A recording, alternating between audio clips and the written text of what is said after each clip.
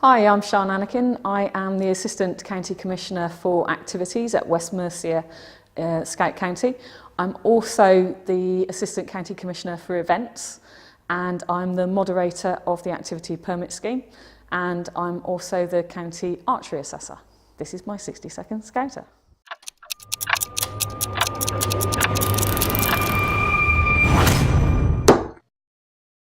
My question is about camping. What are your camping experiences like in the UK? Camping experiences in the UK are often very wet and cold, but also great fun as well. What is a tradition that you do differently from any other Scouts anywhere in the world? I guess we take people camping and do more adventures in worse weathers than the likes of Australian campers would do. So we might consider that we just put better clothing on instead of stopping the adventure. Do you have any snow there to perform any winter activities like outdoor camping? So we don't get an awful lot of good snow, however it is presently snowing outside, so we can do good winter activities, but the best winter activity I've done is actually in June when we played ice hockey in the really hot temperatures by bringing the ice as the ball and playing it the opposite way around. So what is the largest land animal that's native to the UK? The largest land animal that's native to the UK? Crikey, that would probably be something like the red deer, I guess, because, yeah, I'll go with that. Horses are bigger, but they're not necessarily native, they're pets. And I'll upset someone. What are bangers and mash? So bangers and mash are staple Scout camping food. It's sausages with mashed potatoes, best served with either gravy or beans. Gravy would be my choice there. Do you scout together as families, like I do with my daughter? Yes, both my daughters are in scouting. So my youngest is a scout and my eldest is an explorer and a young leader, and they're both coming to Gibraltar with us this April. I would like to know what haggis tastes like.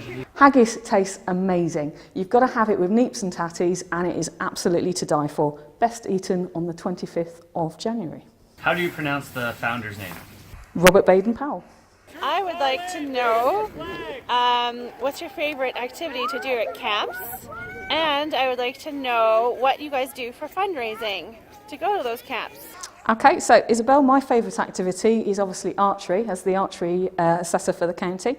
And fundraising wise, we do tons of stuff. So loads of people do bagpacking, we do sponsored climbs, we do bake sales because everybody loves a cake, and lots of crafts and things, so paracord, stuff like that. We'll sell stuff like that. Anything goes. And I want to know what's the most useful knot that you've been taught. The most useful knot that I've been taught would probably be the reef knot, but the knot I tie the most is actually the friendship knot. What kind of Scouter names do you guys have in the UK? Here in Canada we have Rainbow, Tic Tac, Bubbles, Rusty, and there's a whole gamut of other ones. What do your kids call you guys? So in the UK, it depends which section you come from. I've mainly been with the Cubs, so I've been Chill ever since I've been a young leader. I've always kept with that name. But we do have other things. When I was in Beavers, I was Mini Ha Ha. Do you routinely camp in the winter? We do camp in the winter. I am camping next weekend with 30 Cubs who we are taking to Gibraltar from West Mercia. What are the top 3 places in England for a Scout group from North America to come visit while we're over there? So the top 3 places to visit in England for a Scout group. Right, I would say Gilwell. It'd be well worth visiting Gilwell, and while you're there, make sure you go into London as well. You want to travel around the country a little bit, so make sure you go a little bit further north, maybe head to the Lake District and actually do a little bit of mountains and maybe some water activities there. And then with a name like SIAN, I've got to say you ought to pop to Wales, don't keep it to England.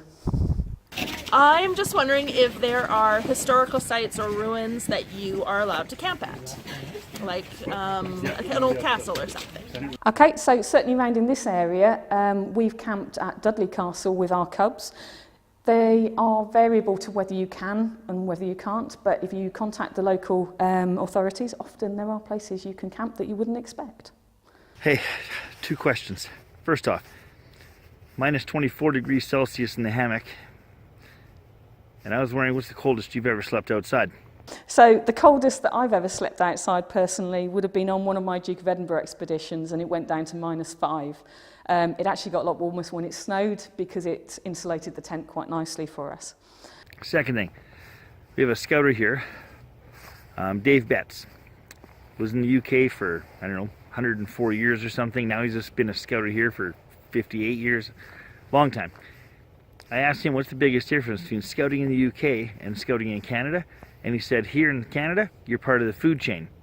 So when I'm camping and I'm laying in the hammock and I'm thinking, bear, elk, moose, mountain lion, what are you afraid of when you're sleeping in a tent or a hammock?